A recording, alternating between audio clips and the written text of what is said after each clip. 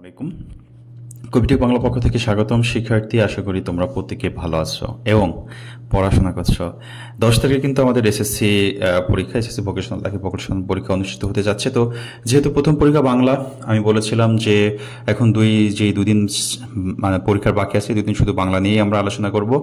আগামীকাল মানে আজকে তোমরা যে দেখতেছো, আজকে 8 তারিখে আমরা একটা লাইভ ক্লাস করব সন্ধ্যা 7:30টায়। হ্যাঁ, সেটা মানে এই ভিডিওটা যারা শুনছো সন্ধ্যা 7:30টায় ইউটিউবে একটু চোখ রাখবে।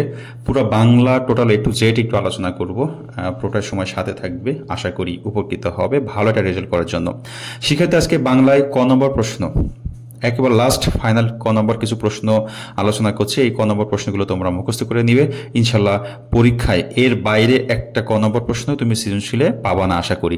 শিক্ষার্থী কিন্তু ক নম্বর প্রশ্নগুলো এটা কিভাবে পড়বে, যে এই 3 স্টারগুলো দেওয়া আছে এগুলো আগে মুখস্থ করবে, তারপর 2 স্টার, তারপর 1 স্টার। ওকে, যেমন প্রথম আমি 3 স্টার রেখেছি অপর দিদির নাম কি, অপর দিদির নাম হচ্ছে দুর্গা। আর একটা 3 স্টার রেখেছি মসজিদে তালা দিয়েছে কে, মসজিদ তালা দিয়েছে মোল্লা সাহেব।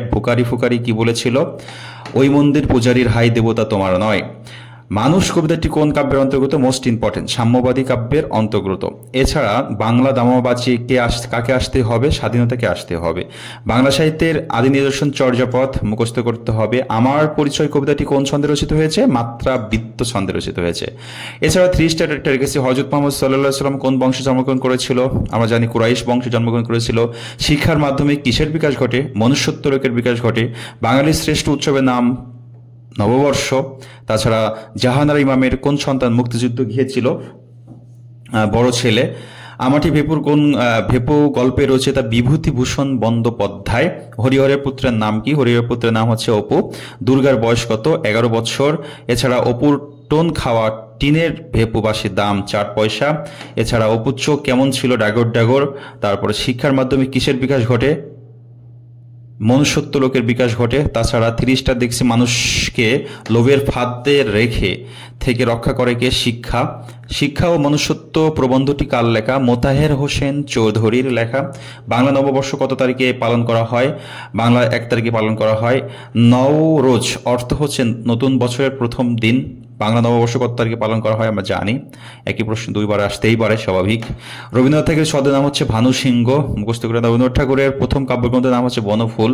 কে জুতা আবিষ্কার করেছেন, চর্মাকার, এটা মনে রাখতে হবে। তারপর যদি আমরা দেখি মানুষ কবিতার কবি কিসের গান গাইছেন, সাম্যের গান গেয়েছেন। হ্যাঁ, মানুষ কবিতায় মুসাফিরের বয়স 80 বছর। কি ছায় হয়ে গেল, ব্যাবিলন ছায় হয়ে গেল। জীবনানন্দ দাশ কোন পেশায় জড়িত ছিলেন, অধ্যাপনা পেশায় জড়িত ছিল। এছাড়া 3 স্টার প্রশ্ন আমি রেখেছি যে প্রভুর বস্তভিটায় দাঁড়িয়ে কে আর্তনাদ করেছে, একটা কুকুর। এছাড়া বাঙালি স্বাধীনতা কারা হরণ করেছিল, পাকিস্তানে হরণ করেছিল। তিতুমির আসল নাম হচ্ছে মীর নিসার আলী। তাছাড়া দেখতে পাচ্ছি পায়ের আওয়াজ পাওয়া যায় নাটকটির কার লেখা, শামসুল হকের লেখা। এছাড়া দেখতে পাচ্ছি বাংলা ভাষা সাহিত্যের আদি নিদর্শন চর্যাপদ, এটা আমরা দেখেছি। তারপরে দেখছি বহিপ্রির বয়স হচ্ছে 50-এর মতো। এছাড়া দেখছি তাহেরা কার সাথে বাড়ি থেকে পালিয়েছিল, এটা চাচাতো ভাইয়ের সাথে পালিয়েছিল। বহিপ্রি নাটকের জমিদারের নাম হচ্ছে হাতেম আলী। এছাড়া আমরা দেখতে পাচ্ছি কাকে কেন্দ্র করে বহিপ্রি নাটকের কাহিনী গড়ে উঠেছে, এটা হচ্ছে একজন পীরকে কেন্দ্র করে। এরপর এছাড়া দেখতে পাচ্ছি বহিপ্রি নাটককে কোন কালের কথা উল্লেখ করেছে, হেমন্ত কালের কথা উল্লেখ করেছে। এই যে একটা পিডিএফ ফাইল আমি তোমাদেরকে দিব, ওই পিডিএফ ফাইলের এই যেভাবে বললাম, প্রথমে 3 স্টার ক নম্বরগুলো মুখস্থ করবে, তারপর 2 স্টার, তারপরে 1 স্টার। এই প্রশ্নগুলো পড়ে ইনশাল্লাহ আমাদের যে 7টা সৃজনশীল লিখতে হবে, 7টা সৃজনশীলের ভিতরে ক নম্বরটা তুমি 100% এর ভিতরে কমন পাচ্ছ শিক্ষার্থী। কিন্তু এছাড়া আজকে আর একটা লাস্ট নমুনা প্রশ্ন তোমাদের দিব, ফাইনাল নমুনা প্রশ্ন ইনশাল্লাহ, যেটা তোমাদের জন্য আরো কার্যকর হবে। তাছাড়া লাইভ ক্লাস তো হবে 7:30টায়।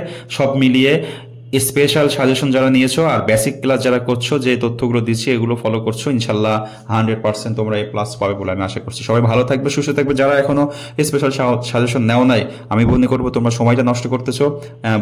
একটা গোছানো কমপ্লিট ভালো করার জন্য, ভালো রেজাল্ট করার জন্য, পাস করার জন্য সাজেশনের কোনো বিকল্প নেই। আল্লাহ হাফেজ।